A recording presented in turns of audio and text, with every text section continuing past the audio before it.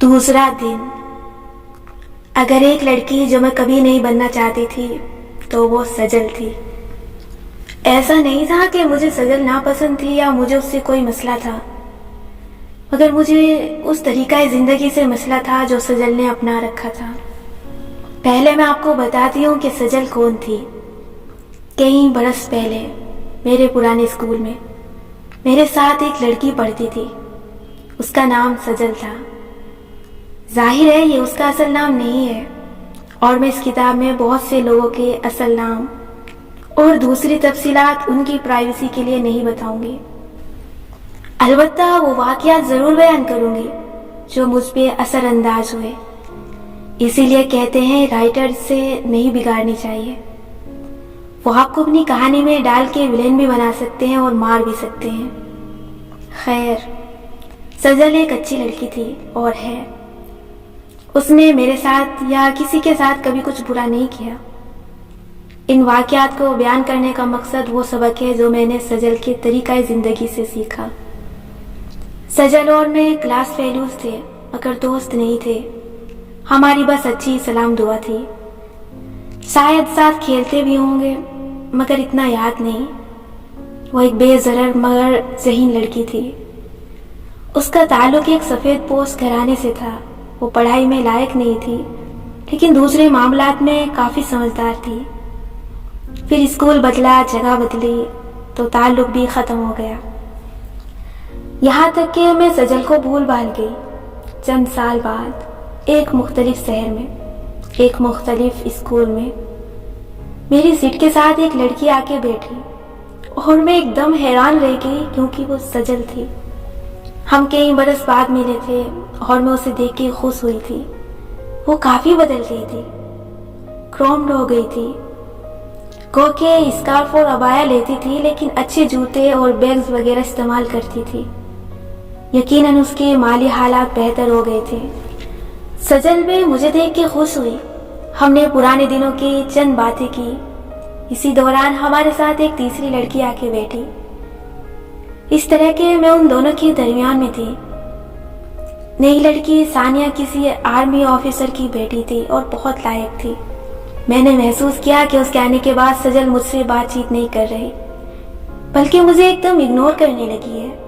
पहले मैं समझी कि ये मेरा वहम है, लेकिन अगले 2-3 रोज मैंने वाज़े महसूस किया कि सजल मेरे साथ सिर्फ तब बोलती है जब वो लड़की मौजूद ना होती। एक दिन ब्रेक में हम तीनों बातें करने लगे, तो सानिया को महसूस हुआ कि सजल और मैं एक दूसरे को जानते हैं। उसने पूछा, निम्रा, तुम लोग क्या पहले कभी मिले हो?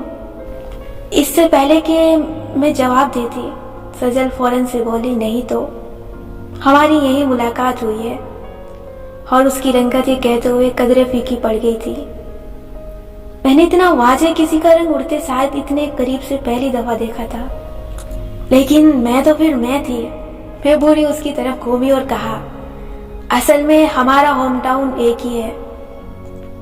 वो मेरे दादा वगैरह का होम टाउन है, हम वहां नहीं जाते। वो जल्दी से बोली।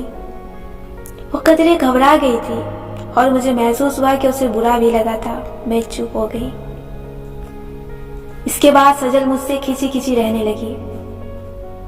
वो एलिट किस्म की लड़कियों के ग्रुप में खुशबाश बैठी होती, लेकिन अगर मैं करीब से गुजरती तो वो बोलते बोलते रुक जाती, बेचैन और इनसिक्योर हो जाती। मैं समझ गई कि उसका मसला क्या है। अल्लाह गवाह है, मैंने भी कभी किसी को ये नहीं बताया कि मैं उसे पीछे से जानती हूँ, या ये कि उसके वालिद का पैसा मुलाजमत किया था, या वो पीछे से एक छोटे शहर से ताल्लुक रखती थी। मेरे नजदीक ये बातें काबिल फख्र थी।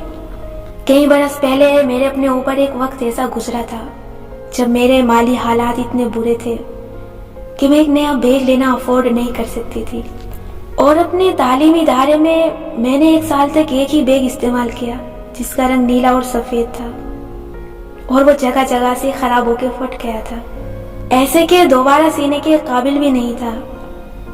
मैं उसके फटे हुए हिस्से को अपने स्कार्फ से ढांक देती थी, क्योंकि मेरे पास 1000-1500 का बैग खरीदने के पैसे नहीं होते थे। इन 1000-1500 से मैं ज़रूरत की कोई ऐसी चीज़ ले सकती थी जो बैग से ज़्यादा कारआमद थी। پھر وہ برا وقت چلا گیا۔ انسان پہ اچھے برے وقت آتے رہتے ہیں، یہ ادوار آپ کو ڈیفائن نہیں کر سکتے، آپ کو ان چیزوں سے اوپر ہونا چاہیے۔ لیکن سجل شاید ایسا نہیں سوچتی تھی۔ سجل اور میں شاید 2 ماہ تک کلاس فیلو رہے اور ایک دفعہ پھر ہم الگ ہو گئے۔ چند سال مزید گزرے۔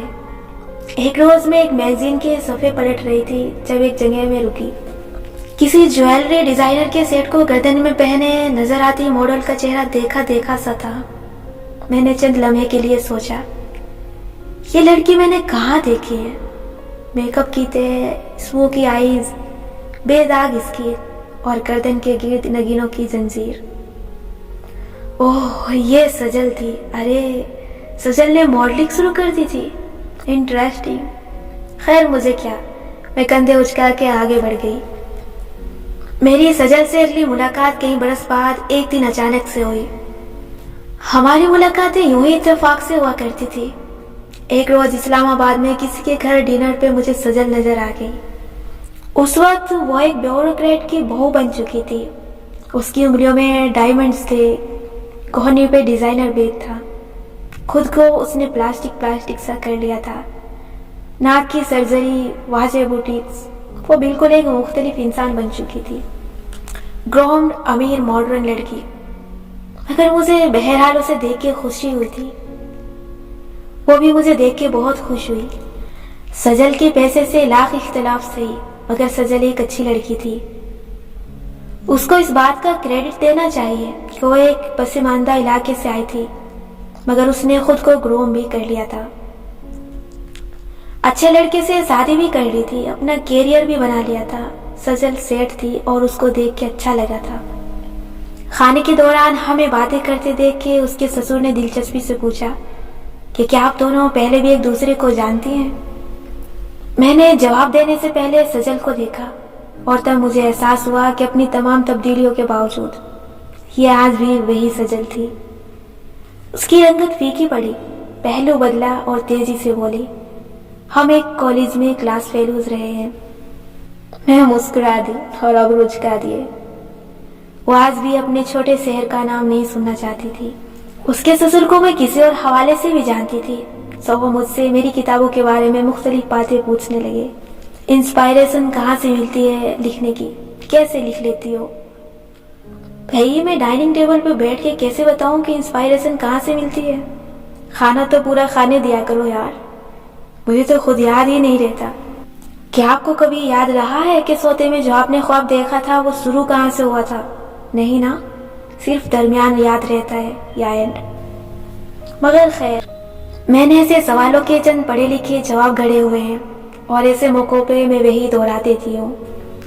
میں زندگی سے متاثر ہوں، میں جو دیکھتی ہوں اس کے بارے میں کسی اینگل سے لکھنے کی کوشش کرتی ہوں، وغیرہ وغیرہ۔ وہ مجھ سے پوچھنے لگے کہ میں اپنی کتابوں کے ذریعے کیا اچیو کرنا چاہتی ہوں۔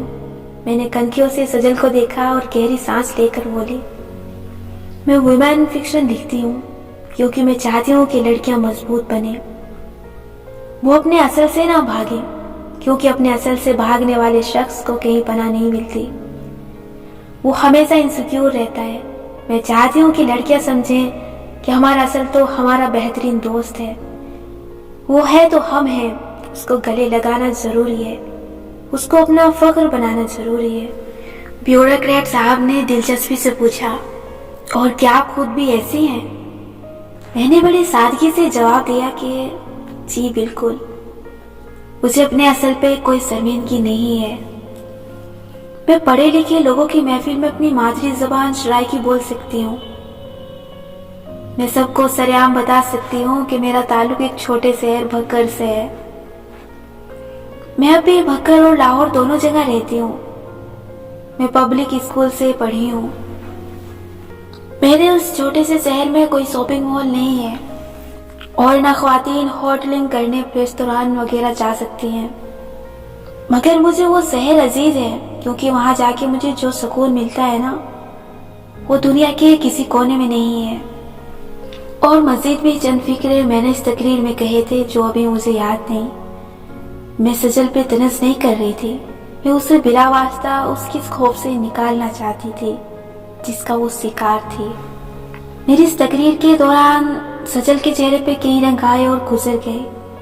اس کی رنگت پھیکی پڑ گئی تھی. وہ شدید مضطرب تھی. وہاں اس کے سسرال والے تھے. ان کے درمیان وہ ایک سیلیبریٹی تھی.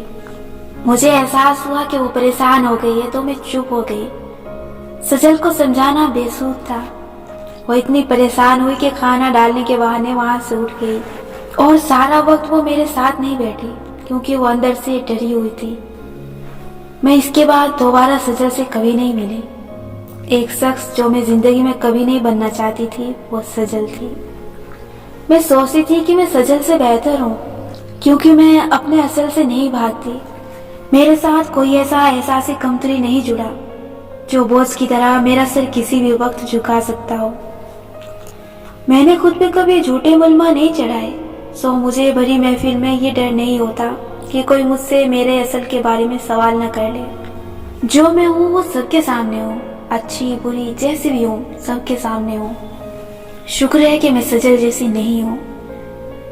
لیکن بہت عرصے بعد مجھے معلوم ہوا کہ میں غلط تھی. میں سجل سے بھی بدتر مقام پہ تھی. کیسے؟ میں آپ کو بتاتی ہوں ذرا تفصیل سے. لوگ سیلف ہیلپ کا سفر عموماً کمزوری کے مقام سے شروع کرتے ہیں. جیسے اگر آپ یہ کتاب پڑھ رہے ہیں تو ممکن ہے آپ زندگی میں ناکامی یا کمزوری کے مقام پہ کھڑے ہوں. یعنی کہ آپ کو اچھے سے معلوم ہو کہ آپ کو مدد درکار ہے اور اسی لیے آپ اس طرح کی کتابوں سے مدد لینا شروع کر چکے ہیں.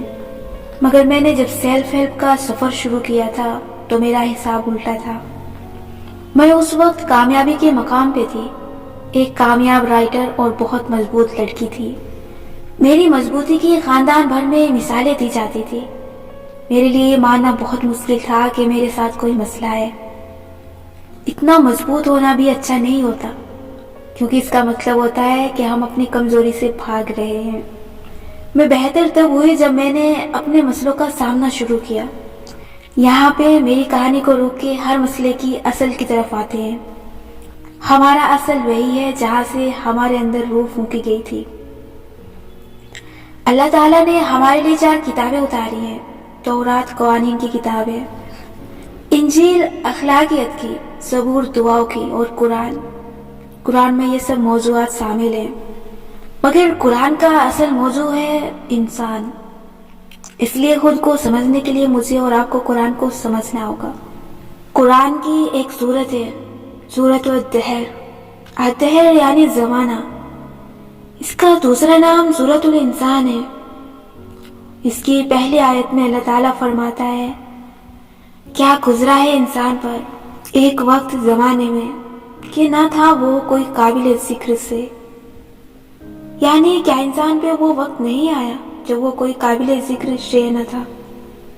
اس کے بعد اللہ تعالیٰ نے انسان کی تخلیق کے بارے میں بیان فرمایا ہے کہ کس طرح اللہ نے اسے ایک پانی کے قطرے سے بنایا اور پھر اس کی آزمائش کے لیے اسے سننے اور دیکھنے والا بنایا. پھر اس کو راستہ دکھایا چاہے وہ شکر کرے یا ناشکری کرے. اسی طرح اس صورت میں بہت سی باتیں کہی گئی ہیں لیکن آج ہم صرف اس کی پہلی آیت پہ غور کریں گے.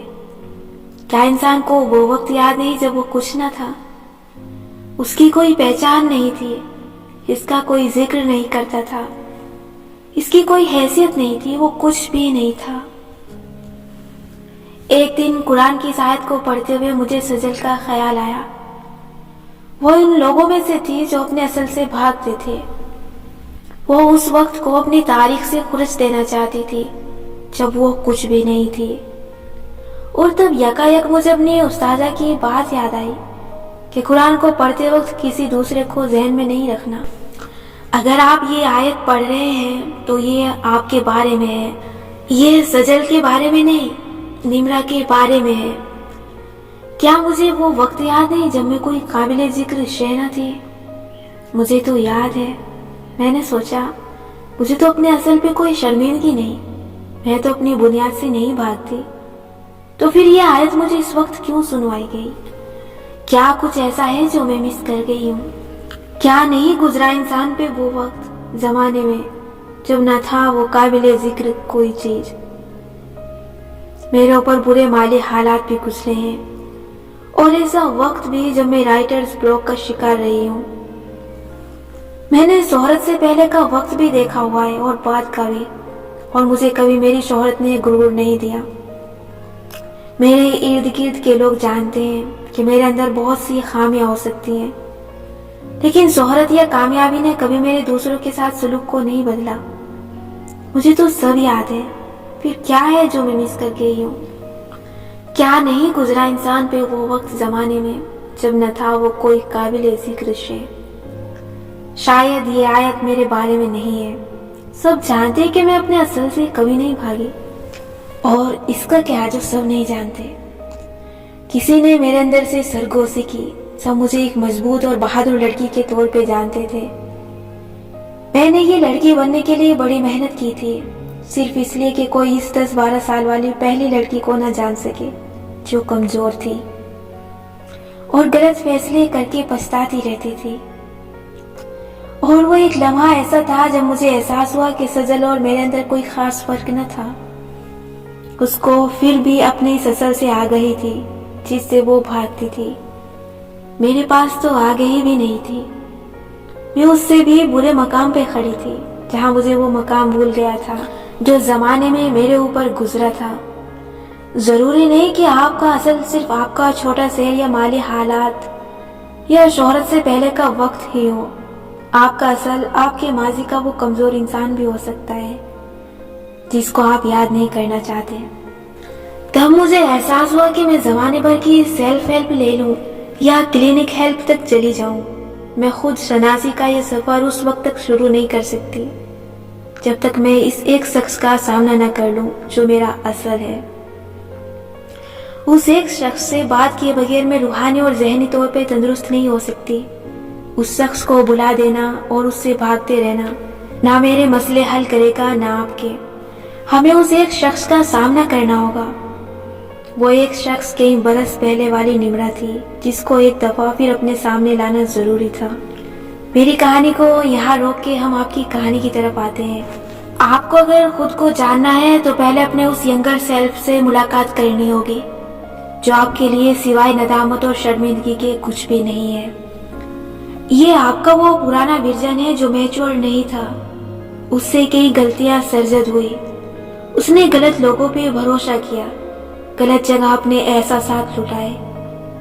آپ کا یہ پرانا ورژن اپنے حق کے لیے درست موقع پہ نہیں بدل سکا۔ اس کو جس نے جب چاہا ہرٹ کیا۔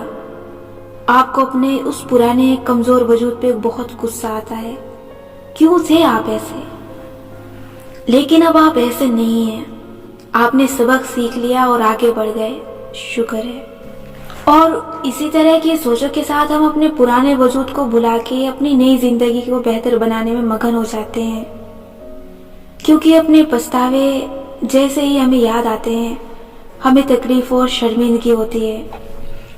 ہمارا سیلف ڈیفینس میکنزم یہی بن جاتا ہے کہ ہم اس وجود کو اپنے دل کی زمین میں دفن کر دیں، مگر دل کوئی قبرستان تھوڑی ہے، قبریں تو مردہ زمین پہ کھودی جاتی ہیں، اور دل زندہ زمین ہے، اس میں جو بھی دفن کرو وہ بیج کی طرح ہے، کئی گنا بڑا ہو کے واپس اگاتا ہے۔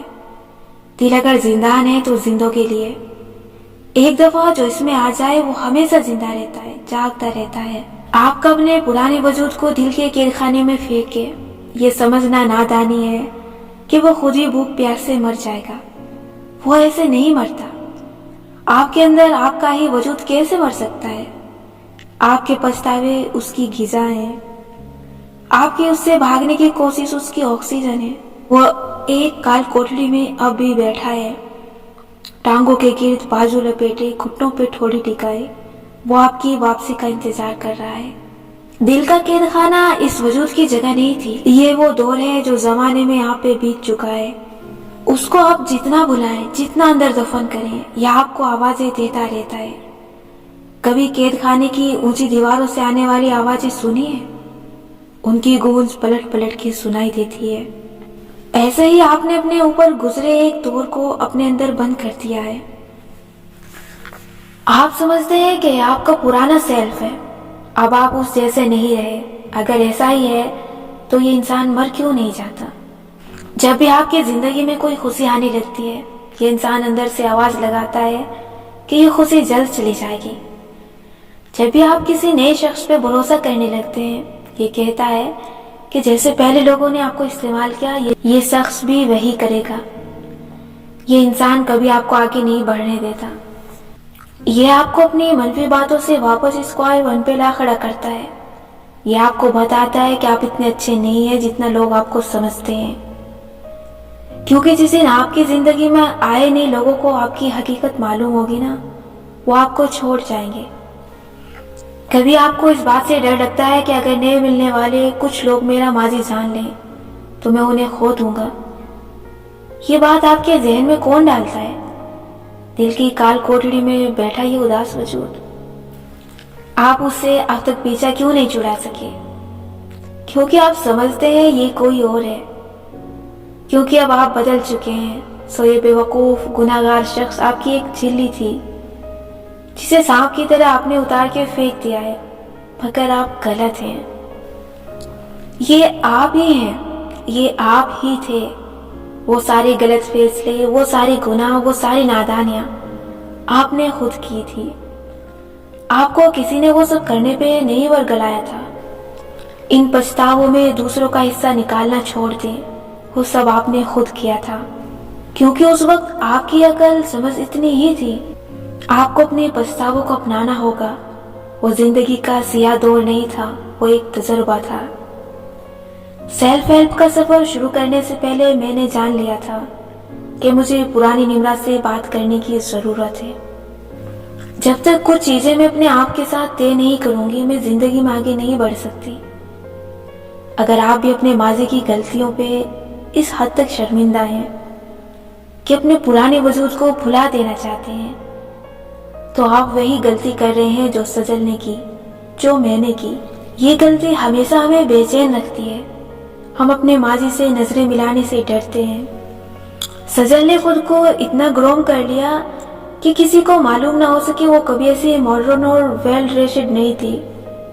میں نے خود کو اتنا مضبوط بنا لیا تھا کہ کسی کو معلوم ہی نہیں ہو سکے کہ میں بھی کبھی کمزور اور بے وقوف تھی۔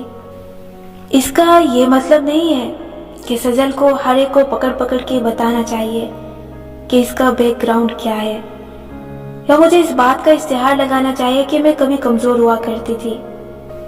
ہمیں کسی دوسرے سے کچھ نہیں کہنا، صرف اپنے آپ سے بات کرنی ہے۔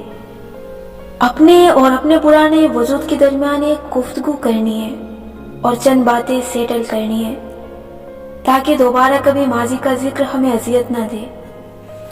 بہت عرصے بعد میں نے دل کے قید خانے سے اس لڑکی کو نکالا اور اپنے سامنے بٹھایا۔ سائیکولوجی میں اس کو خالی کرسی کی تکنیک یا ایسا ہی کچھ کہتے ہیں۔ میں نے اپنے سامنے ایک خالی کرسی رکھی اور تصور کیا کہ اس میں میرا چند سال پرانا ورژن بیٹھا ہے، وہ کمزور اور منفی لڑکی جس نے بہت غلطیاں کی اور جس کی اچھائیوں کی کسی نے قدر نہیں کی، اور اس نے چپ چاپ سب برداشت کرنا سیکھ لیا۔ تمام عمر میرا سب سے بڑا مسئلہ ہی یہی رہا ہے کہ میں اپنے حق کے لیے آواز نہیں اٹھاتی تھی۔ میں لوگوں کو معاف کرتی رہتی تھی، ان کو نہیں بتاتی تھی کہ مجھے ان کی باتیں اور ان کا رویہ تکلیف دے رہا ہے۔ اب میں ایسی نہیں ہوں، اسی لیے مجھے اپنے پرانے وجود پہ غصہ آتا تھا اور شرمندگی ہوتی تھی۔ میں آپ کو اپنی کہانی کیوں سنا رہی ہوں؟ کیونکہ اس لڑکی کو اپنے سامنے بٹھا کے میں نے جانا کہ ہم انسانوں کے لیے ایک دوسرے سے کمیونیکیٹ کرنا کتنا ضروری ہے۔ پہلا کمیونیکیشن آپ کو اپنے ساتھ ہونا چاہیے۔ آپ نے بھی اس لڑکی یا اس لڑکے کو اپنے سامنے بٹھانا ہے جو آپ کے اندر کسی پیراسائٹ کی طرح بیٹھا آپ کی توانائی چوس رہا ہے۔ آپ نے اس سے نفرت نہیں کرنی، اپنے ماضی سے آپ نے نہ نفرت کرنی ہے نہ بھاگنا ہے، اس کو سامنے بٹھانا ہے۔ سامنے بٹھانے کا مطلب ہے کہ اس کو یاد کریں، ان تمام کاموں کو بھی یاد کریں جنہیں کرنے سے آپ کا بہت نقصان ہوا تھا۔ اس عمل سے تکلیف ہوگی، کوئی سرجری تکلیف کے بغیر نہیں ہوتی۔ آپ کو آج یہ تکلیف اٹھانی چاہیے۔ یہاں میں آپ سے ایک بات پوچھنا چاہتی ہوں، کیا آپ اپنے اعمال کی ذمہ داری قبول کرتے ہیں؟ ہمارے یہاں اکثر لوگوں کا مسئلہ یہ ہے کہ وہ اپنے اعمال کی ذمہ داری نہیں لیتے۔ ذمہ داری لینے کا مطلب ہے اس بات کو تسلیم کرنا کہ ہاں یہ میں نے خود کیا ہے، مجھے یہ درست لگا۔ میرے پاس جو آپشن تھے ان میں یہی بہترین حل تھا، مجھے یہ نہیں کرنا چاہیے تھا۔ اس کام کے نتائج غلط نکلے، میں اس پہ شرمندہ ہوں، مگر میں اس تجربے سے سیکھی جانے والی غلطیوں کو نہیں دہراؤں گی۔ ذمہ داری نہ لینا کیا ہے؟ فلاں نے میرے ساتھ ظلم کیا، فلاں نے مجھے ورگلایا، فلاں نے فلاں کو میرے خلاف بہکا دیا، فلاں نے مجھے اتنا پریشر دیا کہ مجھ سے وہ غلط فیصلہ ہو گیا،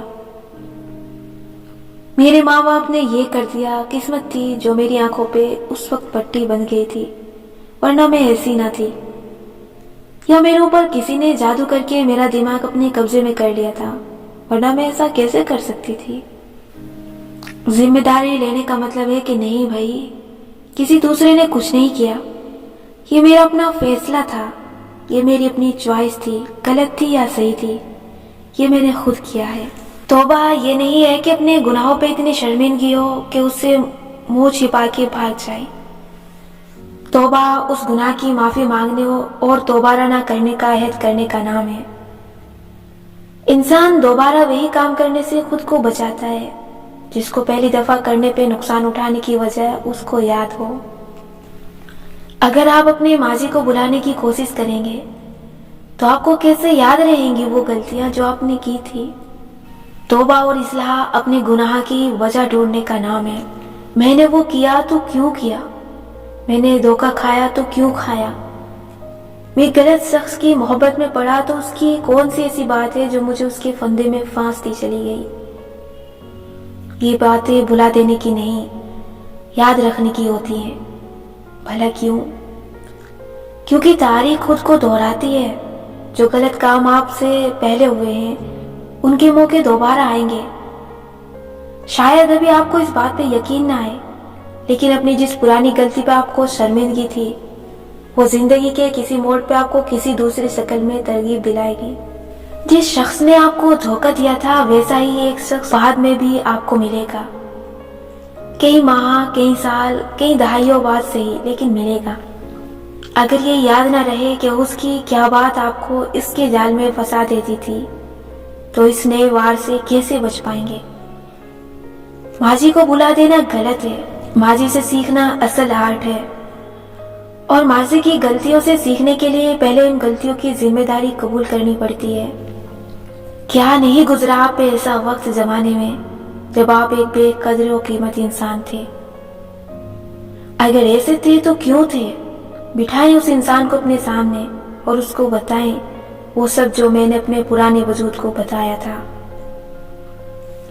میں نے اس سے پہلی بات یہ کہی تھی کہ آئی ایم سوری، میں تم سے شرمندہ ہوں، لیکن میں تم پہ شرمندہ نہیں ہوں کیونکہ میں تمہارا خیال نہیں رکھ سکی، میں تمہیں لوگوں کے سر سے نہیں بچا سکی، میں اتنی عقل مند اور محتاط نہیں تھی، خاص ہوتی مجھے تمہارے لیے آواز اٹھانی چاہیے تھی، میں نہیں اٹھا سکی، میرے نظریات غلط تھے، مجھے تمہاری خوشی کو سب سے مقدم رکھنا چاہیے تھا مگر میں نہیں رکھ سکی، میں دوسروں کے لیے تمہیں تھکاتی رہی۔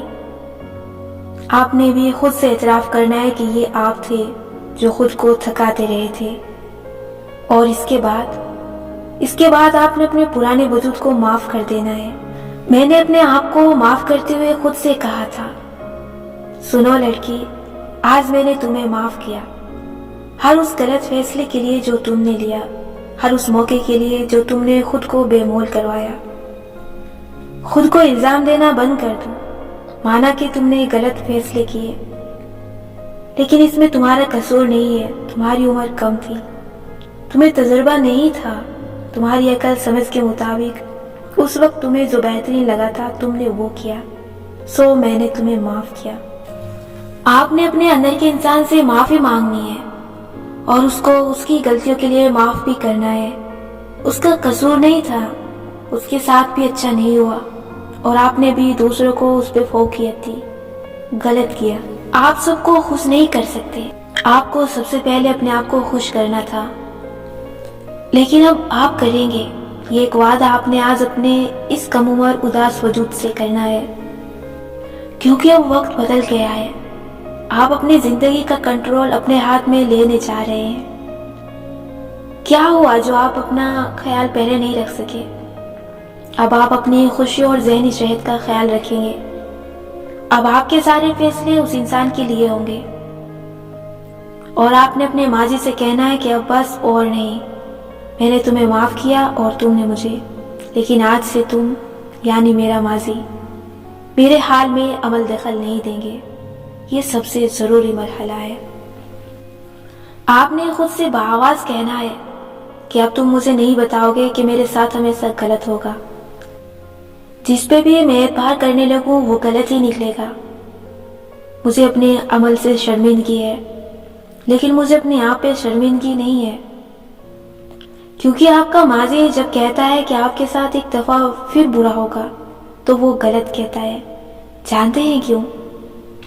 کیونکہ سیلف ہیلپ کا یہ سفر شروع کرتے وقت میں نے جان لیا تھا کہ اب میرے ساتھ ایسا نہیں ہوگا جیسے ماضی میں ہوا تھا۔ وہ سب میرے پرانے وجود کے ساتھ ہوتا تھا۔ جب میں پرانے نمرا جیسی رہوں گی ہی نہیں تو میرے ساتھ وہ سب کیسے ہوگا جو پہلے ہوا کرتا تھا؟ منفی لوگ منفی لوگوں کو اٹریکٹ کرتے ہیں اور مثبت لوگ مثبت لوگوں کو۔ جب میں ایک کمزور اور منفی انسان نہیں رہوں گی، اپنی خامیوں پہ کام کروں گی، تو میرے دائرے میں صرف مثبت لوگ شامل ہو سکیں گے۔ یہ میں خود سے نہیں کہہ رہی، یہ سائیکولوجی کہتی ہے۔ انسان جیسا ہوتا ہے وہ ویسے ہی لوگوں کو اٹریکٹ کرتا ہے۔ میں نے کرسی پہ بیٹھی اس لڑکی سے کہا کہ میری اینڈنگ تم سے مختلف ہوگی، میں تمہارے جیسی نہیں ہوں۔ بھلے تم مجھے یہاں تک لائی ہو، لیکن اب تم میری زندگی میں مداخلت نہیں کرو گی۔ میں اپنی زندگی بدلنے جا رہی ہوں۔ میرا اللہ تعالیٰ مجھ سے ناراض نہیں ہے، اس نے مجھے نہیں چھوڑا۔ اس کے لیے میں آج بھی وہی نرم و نازک سا وجود ہوں جسے اس نے کئی برس پہلے دنیا میں 2 انسانوں کے سپرد بطور امانت کیا تھا۔ مجھے یہ یقین تھا کہ میرے اللہ تعالیٰ نے مجھے اکیلا نہیں چھوڑا، وہ صرف یہ دیکھ رہا ہے کہ میں کب اپنی حالت بدلتی ہوں۔ وہ زمین پہ نہیں آئے گا، وہ میری مدد تب کرے گا جب میں خود اپنی مدد کروں گی۔ اپنی پرانی غلطیوں کو یاد کر کے اپنے کم عمر وجود سے بات کرنا ایک ایکسرسائز ہے جو آپ کو کم از کم 1 ہفتے تک ہر رات 5 سے 10 منٹ تک کرنی چاہیے۔ اس کے بعد بھی کبھی کبھی آپ کا ماضی آپ کو تنگ کرے گا، سو آپ نے وہ کرنا ہے جو میں نے کیا تھا۔ اس دن کے بعد سے میں نے اپنی ایک روٹین بنا لی۔ میں جب بھی کچھ نیا کرنے لگتی یا کوئی بڑا فیصلہ لینے کے قریب ہوتی اور میرے اندر موجود یہ لڑکی مجھے کچھ برا یاد کرواتی تو میں اس کو کہتی کہ تم ابھی خاموش رہو، میں تم سے بعد میں بات کروں گی، اور یوں میں اسے اگنور کرنے لگی۔ یہ ماضی کو بلانے جیسا نہیں ہوتا، یہ ایسے ہے جیسے آپ ایک ناسمجھ شخص کو اگنور کرتے ہیں۔ میں ایک زمانے میں ناسمجھ تھی، آج کے حالات مختلف تھے۔ آپ کا ماضی آپ کا اصل ہے جس کو اپنا لینا چاہیے، لیکن اب آپ اس کے تجربے کی بنیاد پہ زندگی نہیں گزار سکتے۔ ماضی میں جو ہوا اب وہ نہیں ہوگا۔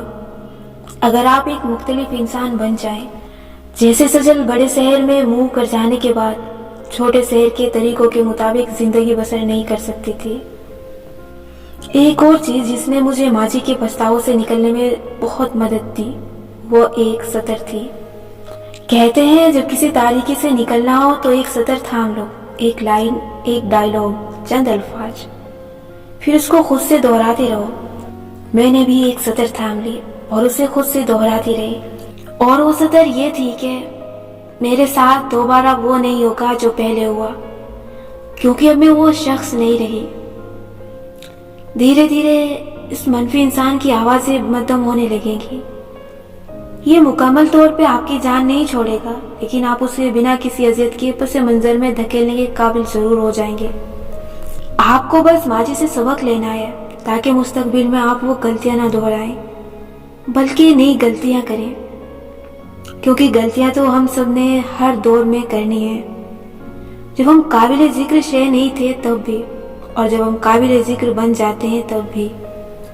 مگر اللہ تعالیٰ کو وہ خطاوار پسند ہے جو اپنی غلطیوں سے سیکھنے والے ہوں اور ان پہ نادم ہوں، نہ کہ ان کو بھلا کے ان سے نظریں چرانے والے ہوں۔